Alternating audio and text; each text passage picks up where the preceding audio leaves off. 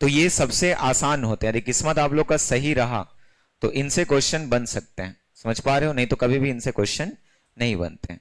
ये major portion को बनाने के लिए एक जो मेथड होता है ना, जहां हम लोग इस प्रकार की चीजों को यूज करते हैं, इसीलिए ऐसे क्वेश्चन प्रैक्टिस के लिए दिए जाते हैं। जैसे मान लो मैं इन दोनों की बात करूं, तो इन दोनों से हम लोग ए और बी निकाल सकते हैं, निकाल सकते हैं। जैसे यहां पे यदि मैं लिखता हूं इसको, तो ए के नीचे कुछ नहीं मतलब क्या होता है, 1 होता है। और यहां पे देखो बी है, नीचे में क्या है, 3। तो ए और बी को एक साइड ले आते हैं। ए और बी एक साइड आएंगे मतलब ए के नीचे में क्या आ जाएगा, क्रॉस मल्टीप्लाई करते हैं, बी आ जाएगा। और वही एक ऊपर कहां चले जाएगा, बी के स्थान पर। तो हम लोग को ए रेशियो बी कितना मिल जाएगा, कल हम लोग देखे थे थोड़ा बहुत इसको, तो 1 रेशियो क्या आ जाएगा, 3। हम लोग इसको लिख सकते हैं। अब देखो यही चीज हम लोग दूसरे वाले के साथ करते हैं जो यहां पे देख पा रहे हैं। ठीक है, इसके लिए क्या लिखेंगे, तो b by 1 equals to c by क्या रहेगा, 2। यहां पे यदि मैं लिखूं तो ये b बाई क्या हो जाएगा, c इक्वल्स टू 1 बाई क्या रहेगा, 2 रहेगा। कर सकते हो? अब जब एक रेशियो मैं आपको बोलूं तो यहां पे यही रेशियो क्या मिलेगा, तो b और किसका, c का, और इधर क्या मिल जाएगा, 1 और 2 का। तो देखो जिन लोग पुराने हो चुके हो, स्टार्टिंग से बैठ रहे हो, उनको इसका कन्वर्जन आना चाहिए ए बी सी में।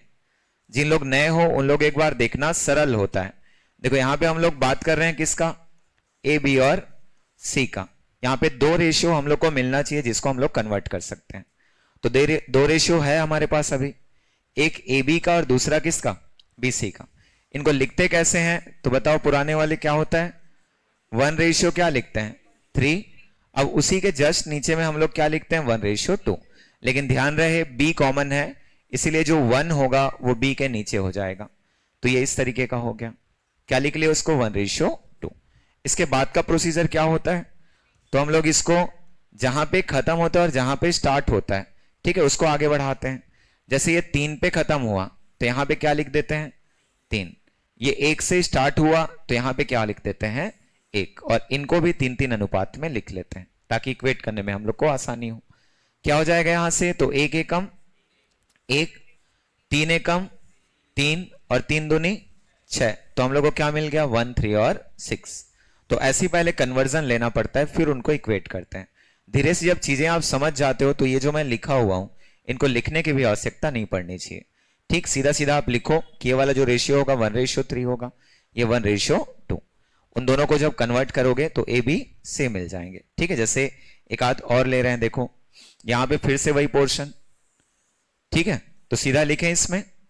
पहले देखो हम लोग बात कर रहे हैं ए और बी का, बताओ क्या होगा रेशियो, तो क्या हो जाएगा, 1 रेशियो 2। ठीक है, सिमिलर बी और सी का, तो बी और सी का कितना होगा, 1 रेशियो 4। कन्वर्जन ले लें, तो कन्वर्जन लेंगे मतलब चलो बताओ, ए बी और क्या, सी। पहले ऊपर वाले रेशियो को, तो 1 और क्या लिख दिए, 2। उसी के जस्ट नीचे में क्या लिख लेते हैं, 1 और 4। आगे क्या करते हैं बताओ, इधर 2 बढ़ाएंगे और इधर कितना, ठीक है, 1 बढ़ाएंगे। तो 1 एकम 1, 2 एकम 2, और 4 दूनी 8। तो क्या हो जाएगा, 1 रेशियो 2 रेशियो 8। कर सकते हैं। वैसे नीचे वाला क्वेश्चन भी है, इसको भी बना सकते हो।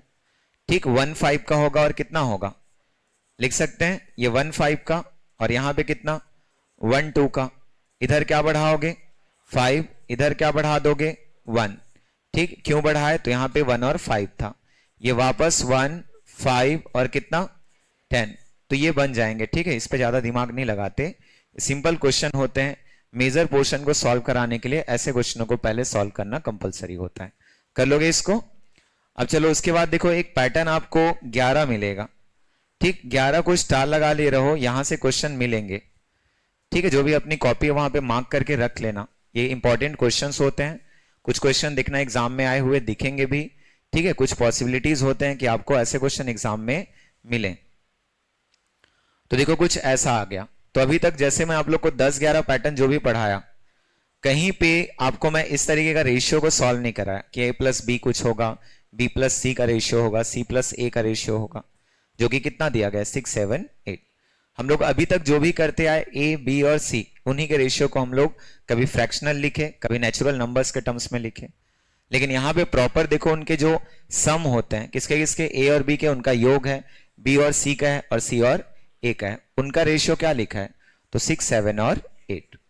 तो ऐसे केसेस में जब कभी भी ठीक है योग और अंतर होगा, मतलब सम और डिफरेंस होगा, तो उस कंडीशन में हमेशा इनको x के टर्म्स में पहले कन्वर्ट करते हैं, तब जाके हम लोग इक्वेट करेंगे। ठीक है, जैसे मान लो मैं ए प्लस बी का रेशियो पूछूं, तो ए प्लस बी का रेशियो कौन सा है, कौन सा है बताओ, तो 6 का है। तो हम लोग यहां पे क्या लिख लेते हैं, 6, बी और सी का 7, सी और ए का 8। लेकिन हम लोग अभी डायरेक्ट ना लिख करके यहां पे क्या लिख लेते हैं, x लिख लेते हैं। क्यों x लिखते हैं तो वहां पे बताना, क्योंकि अभी किस में है, प्लस के टर्म्स में है, इसीलिए मैं पहली वाली वैल्यू को 6x लिख दिया, दूसरे को 7x और तीसरे को 8x। ठीक है, तो इनको जब हम लोग एक साथ लिखेंगे तो कैसा दिखाई देगा, उसको पहले क्लियर कर लो। पहले a plus B equals to कितना, 6x। यदि मैं इसको b प्लस सी लिखता हूं तो ये क्या हो जाएगा, 7x, और c प्लस a लिखता हूं तो ये क्या हो जाएगा, 8x। ठीक है, एग्जाम में पूछा हुआ क्वेश्चन है, अच्छे से फोकस कर लेना। अब ये कुछ मिल गया, और क्या दिया है हमारे पास देखो, तो लिखा हुआ है a b और c, इन तीनों का सम कितना है, 14 है। इनको जोड़ने पर कितना मिलेगा, 14 मिलेगा। अब एक चीज ये है कि एक इक्वेशन हमारे पास वो दिखाई दे रहे हैं और एक इक्वेशन ये है, तो ऐसे केसेस में क्लियर रखना, इनको आपस में जोड़ देते हैं। आपस में जोड़ने पर हम लोग को दो साइड मिलेगा, एक लेफ्ट हैंड साइड और दूसरा राइट हैंड साइड। यदि लेफ्ट हैंड साइड को आप जोड़ोगे तो देखो 2 टाइम्स क्या मिलेगा, a, 2 टाइम्स क्या मिलेगा, b, और 2 टाइम्स क्या मिलेगा, c। तो इस स्थिति में जब हम लोग जोड़ते हैं, अभी इसको लिख ले रहे हैं ना, इन सबको जोड़ रहे हैं, 2a प्लस 2b और प्लस 2c मिल जाएगा ऐसा। राइट हैंड साइड चलो बताओ क्या होगा, तो इनको हम लोग आपस में जोड़ेंगे, 6 और 7 13, 13 और 8 21, यहां पे क्या मिल गया, 21x। कर सकते हो, कहां से लाए, तो उन्हीं तीनों इक्वेशनों को आपस में ऐड करने पर हम लोग को ये चीज मिल गया। अब देखो इन तीनों में 2 कॉमन है, तो मैं बाहर निकाल सकता हूं क्या, ठीक, यदि मैं इसको लिखना चाहूं तो मैं ऐसा लिख सकता हूं, 2a plus B plus C equals to कितना, 21x। कर सकता हूं क्या ऐसा, ठीक। वापस a प्लस बी प्लस सी की वैल्यू कितनी है, ठीक 14, यहां पे रख देते हैं, तो 2 का गुणा जब 14 से होगा तो क्या मिल जाएगा, ठीक है 28, और यही वैल्यू अभी भी किसके बराबर है, 21x के बराबर। ठीक है, ध्यान से करना, जब कॉन्सेप्ट समझ जाओगे क्वेश्चनों में कुछ नहीं है, इन्हीं को हम लोग शॉर्ट ट्रिक से देखेंगे, देखना वो एक लाइन में क्वेश्चन का आंसर ला देगा, लेकिन उसके लिए पहले कॉन्सेप्ट क्लियर होना जरूरी है। ठीक है, तो यहां पे हम लोग जब लिखेंगे तो इसको मैं फिर से साइड चेंज करके लिख दे रहा हूं, 21x इक्वल्स टू क्या मिल गया, 28।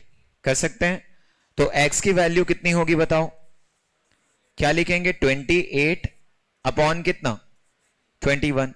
कर सकते हैं, अब दोनों के दोनों किसी से कैंसिल होंगे क्या, ठीक है 7 से क्या हो जाएगा, 7 तिया 21 और 7 चौक 28। x की वैल्यू कितनी आ गई, 4/3 लिख सकते हैं। तो इतना कुछ करने पर हम लोग को x का वैल्यू 4/3 मिला। अब देखो क्वेश्चन में निकालना क्या है बताओ, c निकालना है, मतलब मेरे पास अभी भी यहां पे a प्लस बी प्लस सी है मेरे पास अभी, इसकी वैल्यू किसके बराबर है, तो क्वेश्चन में लिखा हुआ है किसके बराबर है, 14 के बराबर। अब जब c निकालना है तो मैं यदि a और b का मान निकाल लूं तो यहां से मैं किसका मान निकाल सकता हूं, c का। a और b का मान कितना है 6x, तो हम लोग x की वैल्यू यहां पे पुट कर सकते हैं क्या, क्या होगा बताओ, 6 मल्टीप्लाइड बाय कितना, 4/3। कर सकते हैं क्या ऐसा, तो ये 3 से 6 कैंसिल कितनी बार, 2 बार, तो 4 दूनी 8, मतलब a प्लस बी की वैल्यू कितना लिख लेंगे, 8, और प्लस कितना हो जाएगा, c इक्वल्स टू कितना, 14। तो c की वैल्यू बताओ, 14 माइनस 8 इक्वल्स टू कितना, 6। तो आप आंसर किसको कर सकते हो, ऑप्शन नंबर ए कर सकते हैं। एक बार और सुनना ध्यान से, फिर से बता रहा हूं, ठीक है। उन तीनों को जोड़ने वाला रेशियो है 6, 7 और 8, इसीलिए a प्लस बी को कितना लिखे, 6x, b प्लस सी को कितना लिखे, 7x, और उसके बाद c प्लस a को कितना लिखे, 8x। कर सकते हैं। अब जब ये रेशियो हम लोग को मिल चुका है तो उनको हम लोग एक्स में कन्वर्ट भी कर लिए, ठीक है। इसके बाद हम लोग के पास डेटा था कि a plus B plus C equals to कितना 14, इसीलिए उनके वैल्यूज को लाने के लिए मैं इन तीनों इक्वेशनों को आपस में ऐड कर दिया। तो 2 टाइम्स क्या मिल गया, a b और c। वापस a b c की वैल्यू यहां पे पुट किया जो कि किसके बराबर था, 14 के बराबर। तो 14 दूनी कितना हो गया 28, और राइट हैंड साइड हम लोग को मिला था कितना 21x। तो x की वैल्यू जब लिखे 28 बाई क्या हो गया 21, कितना मिल गया हम लोग को 4/3। अब जब ये 4/3 मिल चुका है तो यहां पे जब हम लोग निकालेंगे c का मान तो a और b निकाल लेंगे तो क्या बता सकते हैं c का। उसी a और b का निकालने के लिए मैं 6 का मल्टीप्लाई x को 4/3 लिख करके किया। तो 3 और 6 कैंसिल, कितने टाइम्स 2 टाइम्स, क्या हो जाएगा वो 2 चौक 8। तो a प्लस बी 8 आ चुका है, तो प्लस c की इक्वल्स टू 14, तो c की वैल्यू क्या हो जाएगी 14 माइनस 8, जो कि किसके बराबर होगा, ठीक है 6 के। जैसे एक आध क्वेश्चन और करके देखो इसमें, चलो फिर मैं शॉर्ट ट्रिक बताऊंगा, ठीक है। देखो ऊपर को सॉल्व करो, कोशिश करना पहले कॉन्सेप्चुअल जाने की, क्योंकि आगे चल करके मेंस लिखना है मतलब, ठीक है। आपको इस चीज को लिखने आना चाहिए, ठीक है। तो पहले तो उसको x के टर्म्स में चेंज कर लो, ठीक है।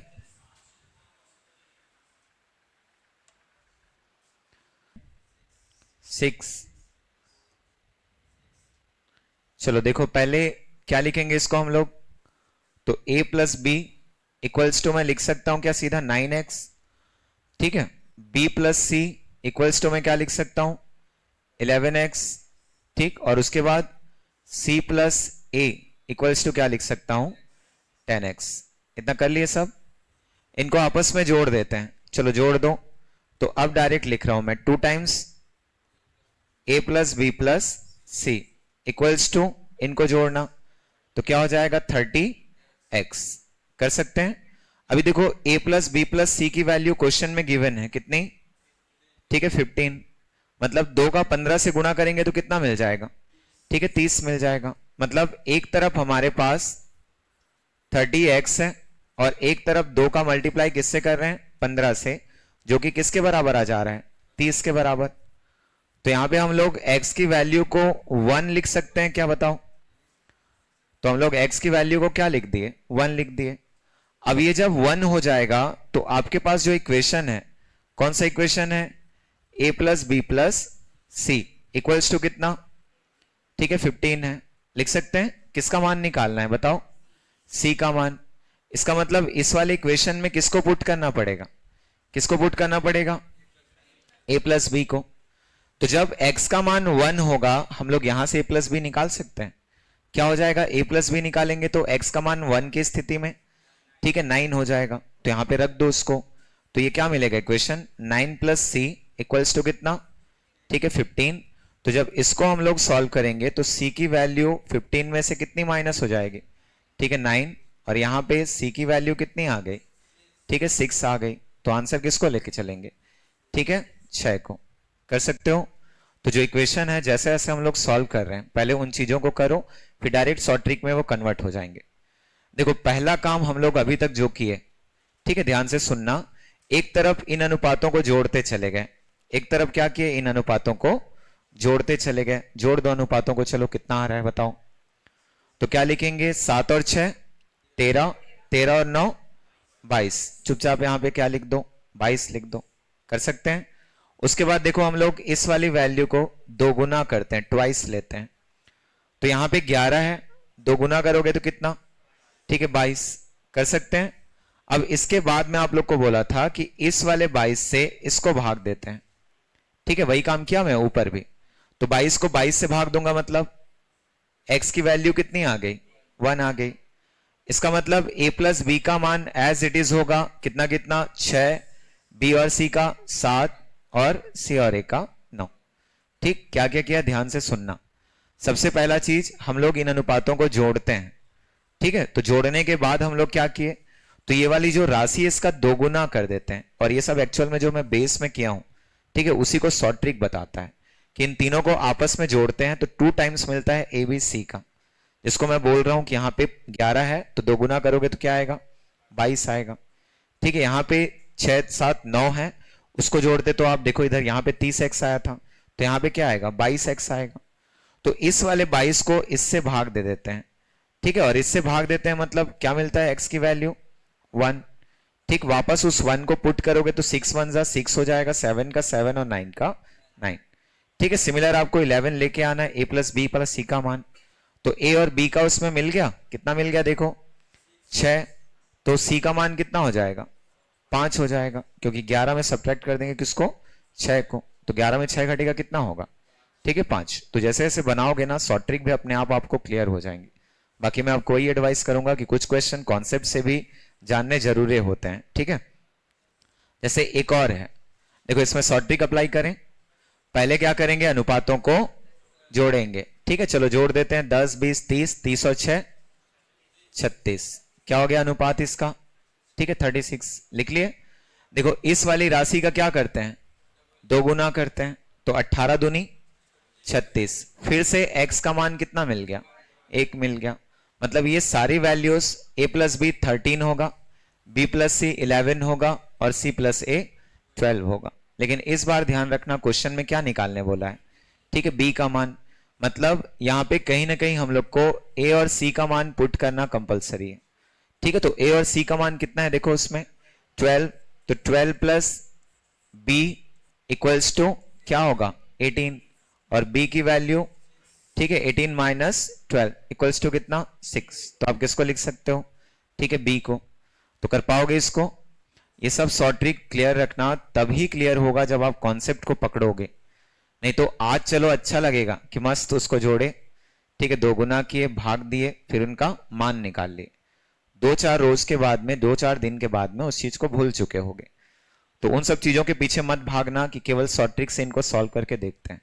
सिंपल सा टास्क था, पहले हम लोग उनको x के समतुल्य लेके चले, ठीक है, वापस दोनों साइड को जोड़े तो एक तरफ 2 times a plus B plus C मिला, ठीक है। राइट हैंड साइड में क्या हुआ, तो यहाँ पे हम लोग इनको जोड़ेंगे 36x मिल जाएगा, ठीक है। वापस दोनों साइड को जब आप इक्वेट करोगे तो 36 और 36 कॉमन मिल जाएगा, x की वैल्यू आपको 1 मिला और वहां से a b 13 b c 11 और c a कितना 12 ये मिल जाएगा। वापस हम लोग के पास ये इक्वेशन है a plus B plus C equals to 18, यहाँ पे उनकी वैल्यू पुट करने पर b का मान आ गया कितना 6। तो इस पैटर्न को अच्छे से, ठीक है, स्टार लगा करके रखोगे। देखो फिर अगला जो पैटर्न आप लोग को मिलेगा ये ओरल पैटर्न है ना, इसमें कॉपी पेन यूज नहीं करते हैं, बस मैं एक बार नोट लिखवा रहा हूं उसके लिए कॉपी पेन यूज करना, फिर उसके बाद कभी भी ऐसे क्वेश्चनों के लिए कॉपी पेन यूज नहीं करते हैं। यहाँ पे बात होती है फैक्टर्स की। क्या होता है फैक्टर या गुणनखंड जिसको आप बोलते हो, बताओ फैक्टर्स किसको बोलते हैं, पढ़ते हैं ना गुणनखंड, ठीक, या अपवर्तक बोलते हैं। क्या होता है, संख्याओं को जोड़ना, क्या तोड़ना। मैं गुणनखंड पूछ रहा हूं, उस गुणनखंड को कैसे डिफाइन करेंगे, फैक्टर्स को कैसे डिफाइन करते हैं। इसको मत देखो, इधर से कोई मतलब नहीं है, ठीक, इसको देख करके आंसर नहीं करना है। क्या होता है, उस संख्या से भाग जाना चाहिए, ठीक। देखो चलो लिखो, पहले लिखो डेफिनेशन, लिखना उसमें गुणनखंड, ठीक, इसी को, ठीक है, क्या लिख लो ऑब्लिक करके अपवर्तक, अपवर्तक, महत्तम समापवर्तक पढ़ते हो, उसमें एक शब्द यूज होता है अपवर्तक। अब लिखो फैक्टर, ठीक है, फैक्टर करके लिखना, लिखना उसमें डैश करके, ऐसी संख्या, ऐसी संख्या जो जो दी गई संख्या को विभाजित करें, जो दी गई संख्या को विभाजित करे, दी गई संख्या को विभाजित करे। जैसे एग्जांपल के लिए नीचे में लिख लो, ठीक है, पहले लिखो 4 करके डैश करना, नीचे में 4 करके डैश करो। चलो बताओ 4 किससे किससे डिविजिबल है, 1 से नहीं होगा, क्या होगा पहले 1, चलो लिखो 1 को कभी अंडर एस्टिमेट मत करना, ठीक है, क्योंकि हमेशा 1 ही होता है जो हर किसी संख्या को क्या करता है, ठीक है, डिवाइड करता है। तो पहले 1 होगा, फिर क्या होगा 2 और फिर 4 लिख सकते हैं। वैसे मान लो 8 हुआ तो क्या होगा 1 2 4 8। वैसे मान लो 6 हुआ तो 1 2 3 और क्या हो जाएगा 6। तो ये जो नंबर्स आप देख रहे हो ना, इन्हीं को बोलते हैं फैक्टर्स। अब इनका इंपॉर्टेंस क्या है, तो इस टाइप के क्वेश्चन बनते हैं कि उनको आप कैसे बांट सकते हो, ठीक है, कैसे नहीं बांट सकते हो, ऐसे क्वेश्चन आते हैं। तो कोई भी संख्या लिखो, चलो नोट करके इसको लिखो। कोई संख्या उन्हीं अनुपातों में बांटी जाएगी, कोई संख्या उन्हीं अनुपातों में बांटी जाएगी जिनका योग या अंतर, जिनका योग ऑब्लिक करके अंतर लिख लो, ठीक है, ब्रैकेट में लिख लो प्रश्नानुसार, ठीक है, अकॉर्डिंग टू क्वेश्चन, जैसा भी बोला रहेगा। मतलब कभी आपको जोड़ने की बात करेगा, उनके सम की बात करेगा, कभी उनके डिफरेंस की बात करेगा, ठीक है, दोनों में से कोई एक रहेगा ना, दोनों नहीं, ठीक है। ब्रैकेट में इसीलिए मैं लिखवा रहा हूं प्रश्नानुसार, जैसा लिखा रहेगा, ठीक है। फिर लिखो आगे, क्या लिखवा है उसमें बताओ तो एक बार कॉपी को, ठीक है। कोई संख्या उन्हीं अनुपातों में बांटी जाएगी, ठीक, जिनका योग या अंतर दी गई संख्या के, आगे कंटिन्यू करना, दी गई संख्या के गुणनखंडों के रूप में, दी गई संख्या के गुणनखंडों के रूप में प्राप्त हो, गुणनखंडों के रूप में प्राप्त हो। जैसे देखो यहां पे संख्या कौन सी है हमारे पास, कौन सा दिया गया है, ठीक है 72। तो अब ये थोड़ी सी बड़ी संख्या होती है, जैसे कुछ लोग को पता भी होगा कि 72 किससे किससे डिविजिबल है, ठीक है, कुछ लोग के लिए थोड़ा सा हालत खराब कर देने वाला, ठीक है, संख्या भी होता है, लेकिन 72 का याद होना चाहिए ना कि कितनी सारी संख्या उसको विभाजित करती है, ठीक है। तो अभी हम लोग लिखते समय सबसे पहले 72 लिख करके रखते हैं। तो इस कंडीशन में क्या क्या होगा, ये पहले किससे विभाजित होगी, 1 से, लेकिन यहां पे साथ में लिख लेना 72, क्योंकि यदि 1 से डिविजिबल है तो 72 टाइम्स होगा, मतलब वो 1 से भी होगा और 72 से भी होगा, 72 एकम भी 72 होता है और 1 72 भी क्या होता है, 72 होता है। सिमिलर देखो मान लो मैं 2 लिखता हूं, तो इस समय और कौन सी संख्या 36, मतलब एक साथ हम लोग 2 को लिखते चले जाते हैं। जैसे मान लो मैं 3 बोलूं तो 3 से भी डिविजिबल है कि नहीं है, क्या लिखेंगे हम लोग 24 लिखेंगे ऐसा। यदि मैं मान लो 4 बोलता हूं तो 4 से भी क्या है, डिविजिबल है, तो 4 से कितने टाइम्स, 18 टाइम्स, लेकिन देखो 5 उसको डिवाइड नहीं कर पाता, तो 5 को ड्रॉप करते हैं, किससे होगा 6 से, कितने टाइम 12 टाइम्स, 7 नहीं होगा, अगला लिखते हैं 8 और ये क्या होगा 9। मतलब इतनी सारी संख्या 72 को क्या करती हैं, विभाजित करती हैं, तो ये उनके गुणनखंड कहलाते हैं, ठीक है। तो इसको हम लोग जब लिखेंगे, देखो टोटल कितने हैं, आप इसको क्लियर कर लेना, टोटल कितनी संख्या है, ठीक है 6 की 12, नीचे भी 6 है, ठीक है, टोटल कितने हो जाएंगे 12। तो 72 12 संख्याओं से क्या होता है, विभाजित होता है, ठीक। अब उसके बाद हम लोग को इसमें बोला गया, देखो दूसरा की पॉइंट होता है कि इनका हम लोग को क्या बताना है, जो अनुपात नहीं हो सकता। तो देखो हर बार हम लोग इन चीजों को लिख पाए ऐसा संभव नहीं होता है, ठीक। तो ऐसे हर बार लिख पाना संभव नहीं होता है, क्योंकि धीरे धीरे संख्याएं क्या होंगी, बढ़ती चली जाएंगी। जैसे अभी मैं 72 लिखा हूं तो मैं यहां पे कंफर्टेबल होकर आपको बता दिया कि इनसे इनसे डिविजिबल होगी, लेकिन इसी को मान लो मैं 3600 बोल दूं तो उस समय हो सकता है हालत खराब भी हो जाए, कि उन सारी संख्याओं को लिखते लिखते जो 3600 को क्या करेंगे, विभाजित करेंगे। इसीलिए डायरेक्ट मेथड होता है कि हम लोग ऑप्शन से चेक कर लें कि वो संख्या इसको विभाजित कर पा रही है कि नहीं कर पा रही। देखो इसमें क्या बोला गया है, योग, इनका मतलब इनको जोड़ना है, तो पहले 3 और 4 को जोड़ के देख लेते हैं। तो 3 और 4 7, देखो 7 इसको विभाजित करेगा क्या, तो 7 एकम 7 हो जाएगा, 7 शून्यम शून्य और बचेगा कितना 2। इसका मतलब ऑप्शन ए इसको विभाजित नहीं कर पाया। देखो अगला 3 और 5 है, तो 3 और 5 कितना 8, और 8 72 को विभाजित करेगा, ठीक है, तो ये पॉसिबल है, हो सकता है। सिमिलर देखो 4 और 5 कितना हो जाएगा 9, और 9 भी 72 को विभाजित करेगा, तो यहां पे पॉसिबिलिटी इसकी भी है। अगला 5 और 7 है, तो 5 और 7 कितना, ठीक है 12, और 12 भी इसको क्या करेगा, विभाजित करेगा। इसीलिए हम लोग को क्वेश्चन में क्या पूछा है, ठीक है, नहीं हो सकता। तो नहीं हो सकता मतलब आंसर हम लोग का कौन सा हो जाएगा, ठीक है, ए, क्योंकि बाकी तो हो सकते हैं। जैसे यहां पे हम लोग लिखते हैं ना कि 5 और 3 टोटल कितना हो जाएगा, 8। तो 8 भाग किसके बराबर, ऐसी पढ़े हो अभी, किसके बराबर, 72 के बराबर।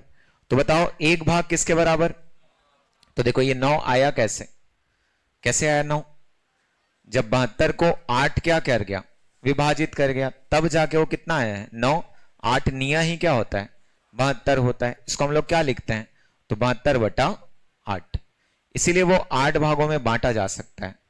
अब 9 का गुणा करेंगे पहले 3 से, तो पहला वाला 9 तिया 27 होगा और दूसरा वाला 9 पंचे 45 होगा।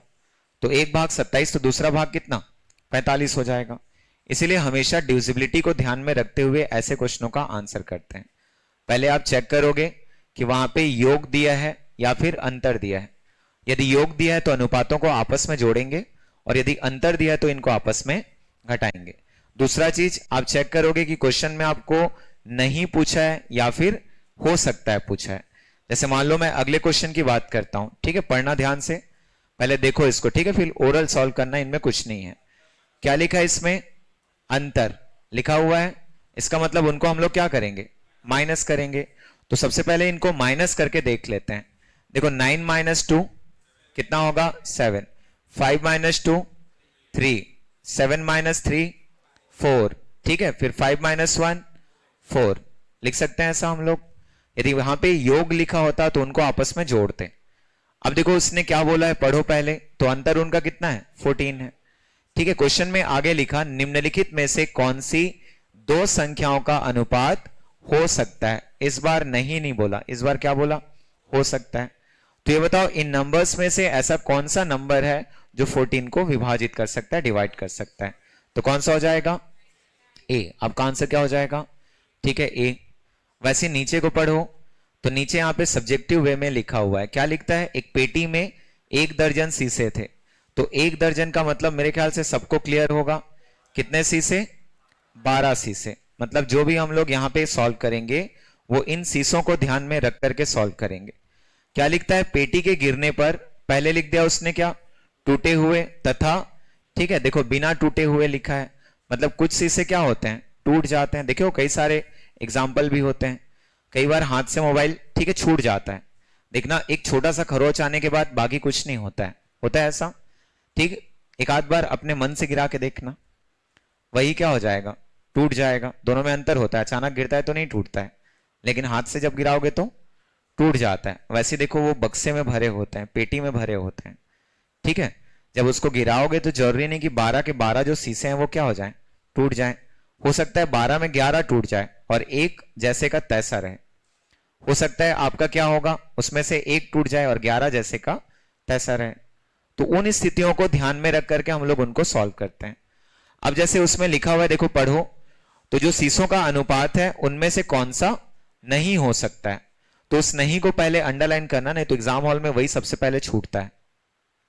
तो अब नहीं बोला, यहां पे जोड़ेंगे घटाएंगे क्या करेंगे बताओ, ठीक है, जोड़ेंगे, क्या क्या होगा, 2 और 1 3। अब बताओ 12 3 से विभाजित होगा कि नहीं, तो पहला वाला अनुपात हो सकता है।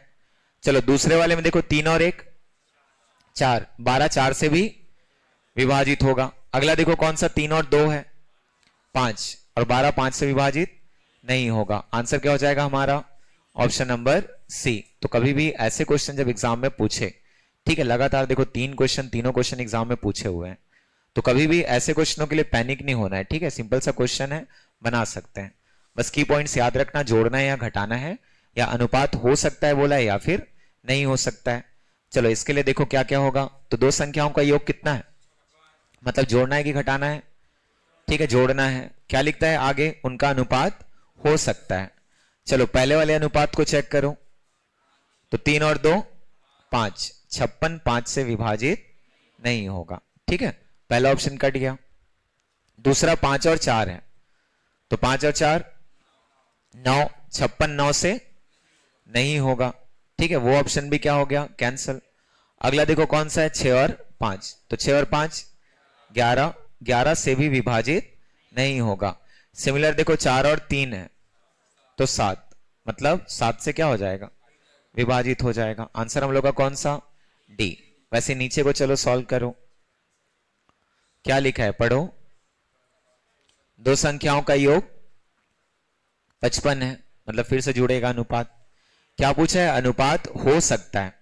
हो सकता है मतलब एक ही ऑप्शन होगा, कौन सा? तो 2 3 5, और 55 5 से विभाजित होता है। नीचे को सॉल्व करने की आवश्यकता नहीं, वही हमारा क्या है? आंसर। जैसे मान लो अगला क्वेश्चन देखो, क्या लिखा? दो संख्याओं का योग 1200 है। अब फिर से लिखता है कि उनका अनुपात हो सकता है। ठीक, तो कौन सा हो सकता है? ठीक है, पहले वाले में देखो 3 और 4 है, 7 होगा, नहीं हो पाएगा। अगला 9 और 2 है, क्या है? 11, ये भी नहीं हो पाएगा। फिर अगला 6 और 5 है, ठीक है, 11, ये भी नहीं होगा। लेकिन अगला जो है वो 1 और 1 है, मतलब 2। तो 1202 से विभाजित होता है। बना लोगे? तो ये पैटर्न भी अच्छा पैटर्न है, ठीक है, इसको अच्छे से पढ़ना। अब देखो इसमें मिश्रण वाले क्वेश्चन में आप लोग को नहीं कराया था ना, ठीक है, एक पैटर्न मिश्रण वाला है, 18 में होगा। चलो मैं उसको ले रहा हूं, ठीक है। पहले चीजों को समझना है, फिर उसके बाद उनके आंसर्स वगैरह करते रहना है। अनुपातिक डिस्ट्रीब्यूशन सबको आता है, ठीक है, कैसे लेते हैं, अनुपातों में कैसे बांटते हैं, उतना कर ले रहे हो, ठीक है। जिन लोग नहीं कर पाते हो देखना, एक बार मैं और थोड़ा सा इसमें बता रहा हूं। तो देखो इस टाइप के क्वेश्चन मिलेंगे जो मेंस में, पीएससी मेंस के फॉर्मेट में 4 नंबर के पूछे जाते हैं, ठीक है। क्वेश्चन ऐसे ही एज इट इज लिखा रहेगा। अब वहां पे डिस्क्रिप्टिव मेथड में जाओगे, 4 नंबर के क्वेश्चन आएंगे और उनको 4 नंबर के बेस पर लिखना होता है। तो पहले तो क्वेश्चन को बनाना सीखो कि क्वेश्चन कैसे बनेगा। जैसे इस टाइप के क्वेश्चन देखते ही कुछ लोग के हालत खराब हो जाते हैं। ये क्वेश्चन भी क्लियर रखना, ओरल क्वेश्चन होते हैं, बस क्वेश्चन को पहले पढ़ना सीखो, ठीक है। हड़बड़ी में कभी भी इन क्वेश्चनों को सॉल्व मत करना। जैसे मान लो इसको मैं आप लोग को बताऊं, ठीक, तो एक चीज क्या हो सकता है पहले समझना कि इस क्वेश्चन को पहले हम लोग पढ़ने का तरीका समझ लें। देखो इसमें कभी भी ये कंडीशन को यूज नहीं करते हैं। जैसे मान लो आपको मैं बोलूंगा कि आप इस क्वेश्चन को सॉल्व करो, तो पहले फेज में आपको ये जो चीजें हैं, ठीक है, जिसको मैं रफ कर रहा हूं, ये दिखाई नहीं देनी चाहिए, तब इस क्वेश्चन को आप ज्यादा अच्छे से समझ सकते हो। इसीलिए पहले भाग में बोलते हैं कि जो प्रॉपर स्टेटमेंट है केवल उतने पे फोकस करना चाहिए। मतलब आप कहां तक फोकस करो? कक्षा में लड़कियों तथा लड़कों की संख्या का अनुपात 3:4 है। फिर लिखा यदि कुल छात्रों की संख्या कितनी है? 49 है। तो ये बताओ 49 को आप 3:4 में बांट सकते हो क्या? ठीक है, चलो बांटो उसको। टोटल कितने पार्ट्स हो गए? ठीक, 7। 49 7 भागों में बटेगा, तो 7 भागों में बटा मतलब, ठीक है, एक भाग कितने का? 7, तो 3 भाग कितने का? और 4 भाग कितने का? 28। इतना कर लिए, मतलब 50% क्वेश्चन आपका बन चुका है। अब हम लोग बात करते हैं जो चीज यहां पे हम लोग छोड़े थे, ठीक है, किसको छोड़े थे? तो कितने और लड़के शामिल किए जाएं। देखो पहला भाग आप लोगों ने कर लिया, ठीक है, ध्यान से करना है, ठीक, हड़बड़ाना नहीं है इन क्वेश्चनों को लेकर के, क्योंकि यहां से मान के चलो क्वेश्चन आपसे पूछे जाएंगे। तो मैं आगे कंटिन्यू कर रहा हूं इसमें, ठीक है। देखो 49 जो था वो 3:4 में बट गया, बांट लिए इसको। तो 3:4 का मतलब है टोटल कितने पार्ट्स हो गए? 7, और 7 पार्ट्स इक्वल्स टू कितना? 49 लिख सकते हैं, क्योंकि यहां पे इनकी संख्या कितनी है? 49 है। तो एक भाग कितने का आया? कितने का आया? ठीक है, 7 का। और एक भाग जब 7 का आया, मैं यहां पे लड़कियों की संख्या को 21 बता दिया और लड़कों की संख्या को 28। अब देखो इस कक्षा में किनको शामिल किया जा रहा है? ठीक है, लड़कों को। मान लो जैसे अभी दरवाजा बंद है, ठीक, अभी मैं बोलूं कि इस कक्षा में 21 क्या है? लड़कियां हैं, और 28 क्या है? लड़के हैं। ठीक, मैं दरवाजा सपोज खोलता हूं और केवल लड़कों को मैं क्या देता हूं? उसमें प्रवेश देता हूं। तो लड़कों को प्रवेश दूंगा मतलब इस कक्षा में लड़कों की संख्या क्या होगी? ठीक है, बढ़ेगी, इंक्रीज हो जाएगी। लेकिन लड़कियों की संख्या कांस्टेंट रहेगी, उसमें कोई बदलाव नहीं होगा। और उसी कांस्टेंट को लेकर के क्वेश्चन सॉल्व करते हैं। ठीक है, सुनना ध्यान से, मैं क्या बोला कि सपोज गेट ओपन किए, यहां पे कुछ लड़के क्या हो गए? शामिल हो गए।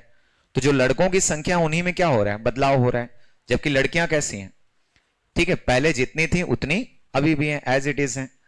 ठीक है, तो उसी को हम लोग लेते हैं। और यहां पे लड़कियां जब 21 हैं, तो आगे की स्थिति में भी उनकी संख्या कितनी रहेगी? 21। बस क्रम को ध्यान देना, ठीक है, ये क्लियर है। अब ये बताओ एक भाग जब 21 का, एक भाग कितने का? 21 का। तो दो भाग कितने का? क्या हो जाएगा? 42। देखो स्थिति परिस्थिति ऐसी बदली कि वहां पे लड़के जो पहले 28 हुआ करते थे अब कितने हो गए? 42 हो गए। कहां से मिला? तो कांस्टेंट वैल्यू से, क्योंकि लड़कियों की संख्या बदल नहीं रही है, उनका केवल क्या बदल रहा है? अनुपात बदल रहा है।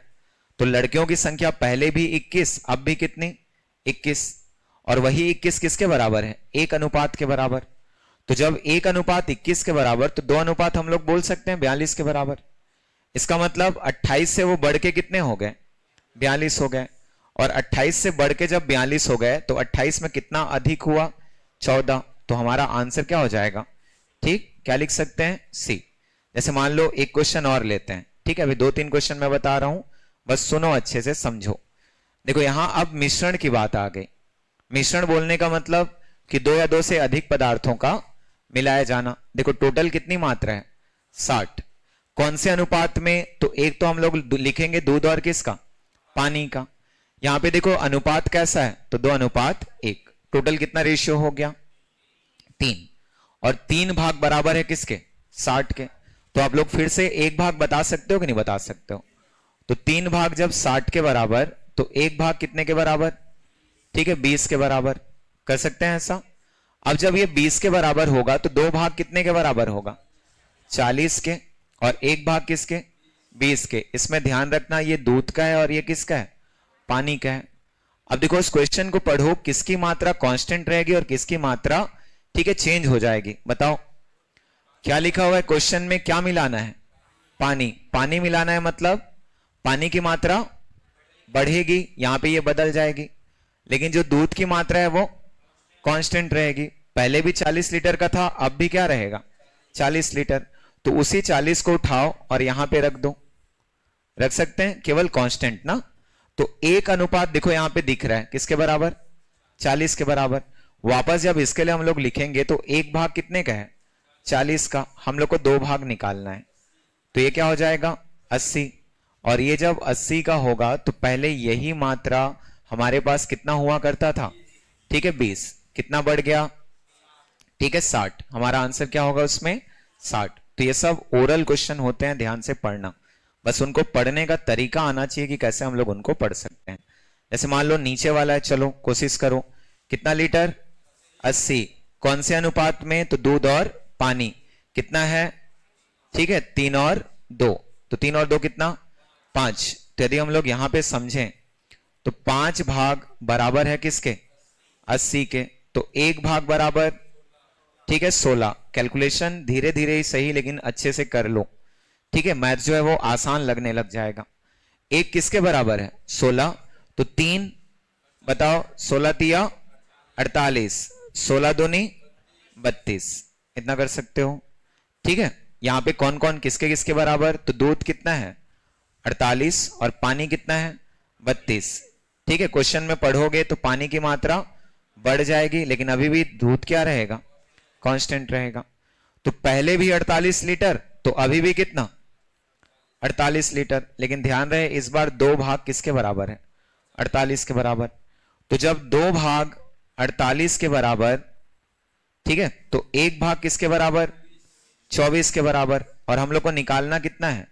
3 भाग। तो 24 दिया 72, लिखेंगे ऐसा। तो यहां पे पानी बदल के कितना हो चुका है? 72 लीटर। तो देखो जब 32 से 72 हुआ तो इस कंडीशन में कितने की मात्रा बढ़ी? 40 की। तो ये हम लोग का आंसर हो जाएगा। कितना लीटर बढ़ गया? 40। नीचे देखना डी ऑप्शन में होगा। कर सकते हैं, ये इस तरीके से सॉल्व होते हैं। तो पहले तो इन सब चीजों को ध्यान दो कि क्यों ऐसा हो रहा है, ठीक है, क्योंकि बात आती है कांस्टेंट की, जिसकी मात्रा बदलेगी ही नहीं। आप उनके अनुपातों को जैसा चाहो वैसा लिख सकते हो, लेकिन उसी के टर्म्स में देखो, पहले ये 2 भाग हुआ करता था, अभी कितना भाग हुआ करता है? 1 भाग। तो पहले 2 भाग 40 के बराबर, अभी 1 भाग 40 के बराबर। और उसी को जब मैंने रिलेट किया तो 1 भाग जब 40, तो 2 भाग कितने का? 80 का। और वहां से फिर हम लोग बता दिए कि पहले ये 20 था और अब ये 80 हो जा रहा है। इसीलिए जो बढ़ी हुई मात्रा है वो कितने की हो जा रही है? ठीक, 60 की। तो वो हम लोग का क्या होता है? आंसर होता है। इसी को दूसरे शब्दों में यदि हम लोग समझें तो प्रॉपर देखो, इनका एक कॉन्सेप्ट होता है जिसको हम लोग मेंस में यूज करते हैं, जैसे 8 नंबर का मान के चलो आपके पास वहां पे 4 नंबर का क्वेश्चन जब आता है तो इसको लिखते कैसे हैं पहले उसको ध्यान देना। ठीक है, हमेशा जब कभी भी मेंस में जाओगे, मैं पहले भी बोला था कि डिस्क्रिप्टिव मेथड हम लोग शुरू करते हैं, सबसे पहला चीज हम लोग लिखते हैं वहां पे। ठीक है, कहां से शुरू करते हैं? क्वेश्चन दिया है या जो गिवन डेटा आप लिखते हो। ठीक है, पहले मैं लिख सकता हूं क्या कि वहां पे कुल छात्रों की संख्या, मैं क्या बोल रहा हूं, कुल छात्रों की संख्या कितनी है? 49, लिख सकते हैं ऐसा। और उसी 49 में लड़के और लड़कियां और लड़के, तो मैं अभी गर्ल्स और बॉयज करके लिख दे रहा हूं। ये दिया हुआ है कितना? तो 3:4। मतलब यहां पे मैं लिख सकता हूं क्या? माना, ठीक है, लड़कियों की संख्या, क्या लिख सकता हूं बताओ? माना लड़कियों की संख्या कैसे लिखते हैं डिस्क्रिप्टिव में? 3x। और यदि हम लोग लड़कों की संख्या लिखें तो, ठीक है, लिखते हैं लड़कों की संख्या 4x। तो देखो, जब इन्हीं की कुल संख्या 49 है तो हम लोग इसको क्या लिख सकते हैं? 3 और 4 आपस में जुड़ जाएगा, मतलब 7x इक्वल्स टू कितना?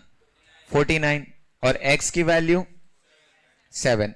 इस प्रकार मैं लिख सकता हूं क्या यहां पे कि लड़कियों की संख्या 21, लड़कों की संख्या कितनी? 28 कर सकता हूं। अब इतने में हम लोग यूज करते हैं प्रश्नानुसार।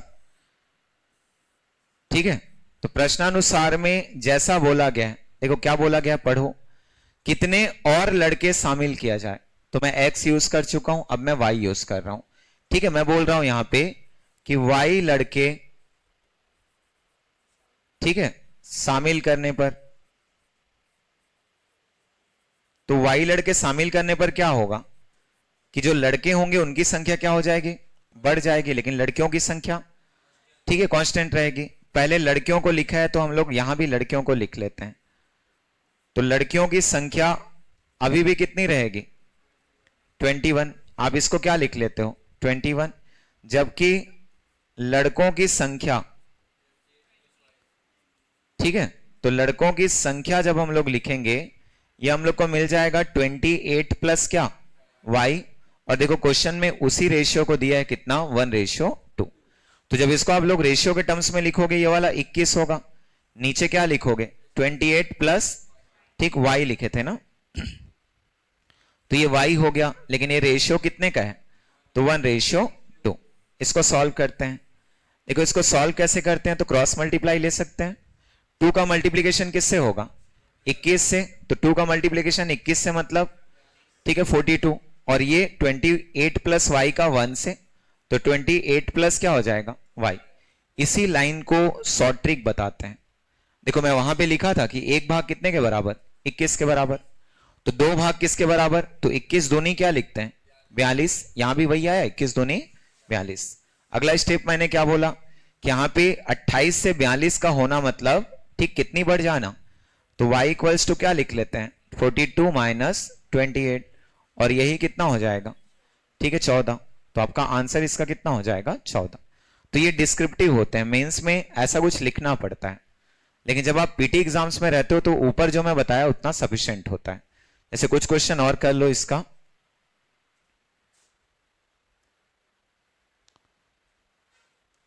चलो जैसे इनको एक बार ओरल सोच करके देखो क्या क्या होगा। पहले कितना लीटर, ठीक है, कितना लीटर है? 80 लिख सकते हैं। फिर से क्या है? दूध और पानी के मिश्रण में दूध की मात्रा से पानी का मात्रा का अनुपात कितना है? 7:3। टोटल कितने भाग? 10। और 10 भाग किसके बराबर? 80। तो एक भाग किसके बराबर? 8। तो 7 भाग, 7 अट्ठे 56, और फिर क्या हो जाएगा? 3 भाग 24। चलो एक में आप हमेशा क्लियर रखो, ये दूध है और ये क्या रहेगा? पानी। क्वेश्चन के अकॉर्डिंग पानी की मात्रा ही बदलती है, जबकि दूध क्या रहेगा? कांस्टेंट। याद रखना, मिश्रण में दूध को खरीदने के लिए कुछ पैसे खर्च करने होते हैं, लेकिन पानी कभी भी जो, ठीक है, जो भी क्या होते हैं, दूध वाले होते हैं, वो खरीद के नहीं मिलाते हैं। कभी भी किसी दूध वाले को ऐसे नहीं देखे होगे कि वो बिस्लरी या किनले का पानी लेकर के वो दूध में क्या करे? मिलाए। कहीं पे देखना बोरवेल वगैरह दिख गए, ज्यादा हुआ तो तालाब दिख गया और कुछ दिख गया, उसी पानी को वो क्या करता है? उसमें मिला देता है। इसीलिए हर क्वेश्चन में क्या लिखा होता है कि कितनी मात्रा में पानी मिलाया जाए। कहीं पे कभी भी नहीं देखोगे कि दूध मिलाया गया, हमेशा क्या मिलाएगा वो, पानी। जैसे मान लो, ठीक है, पहले लेके आया एकदम शुद्ध दूध था, पहले वाले घर में क्या किया, 1 लीटर दूध दे दिया। अब देखो उसका बर्तन क्या हुआ, क्या हुआ उसका बर्तन, 1 लीटर कम हो गया। ठीक है, वापस उसको पूरा करने के लिए क्या करेगा, 1 लीटर पानी मिला दिया। अब वो क्या बन गया, मिक्सचर बन गया। ठीक है, फिर जब किसी दूसरे घर में गया, वहां पे क्या दे दिया, 1 लीटर। ठीक, तो इस बार पहले वाले के घर में प्योर क्या था, जो भी दूध था, लेकिन दूसरे वाले के घर में मिक्सचर जाएगा, वो जिस रेशियो में मिलाया रहेगा उस रेशियो में जाएगा। जैसे मान लो 7:3 में मिलाया है, तो उसका 7 भाग उनके यहां दूध पहुंचेगा, जबकि 3 भाग क्या है, पानी। वापस उसको पूरा करने के लिए फिर पानी मिला देते हैं, वो सब पढ़ते हैं मिक्सचर जब आप पढ़ोगे उसमें। तो अभी बस इतना क्लियर करो कि 56 और 24 पानी मिलाना है, इसकी मात्रा बढ़ेगी जबकि इसकी मात्रा कांस्टेंट। तो जो कांस्टेंट है उसी वैल्यू को उठाते हैं और यहां पे वापस रख देते हैं। लेकिन अब देखो कौन सा भाग है वो, 2 भाग, और 2 भाग जब 56 के बराबर, तो 1 भाग कितने के बराबर, 28 के बराबर। यहां पे क्या लिख दिए, 28। तो जो पहले 24 हुआ करता था वही अब कितना होता है, 28। कितना बढ़ गया, 4। मतलब कितनी मात्रा मिला दी गई, 4 लीटर। बना सकते हो। ठीक है, तो ऐसे ही आज इतने को बना करके देखो, बाकी फिर हम लोग अगली क्लास में देखेंगे।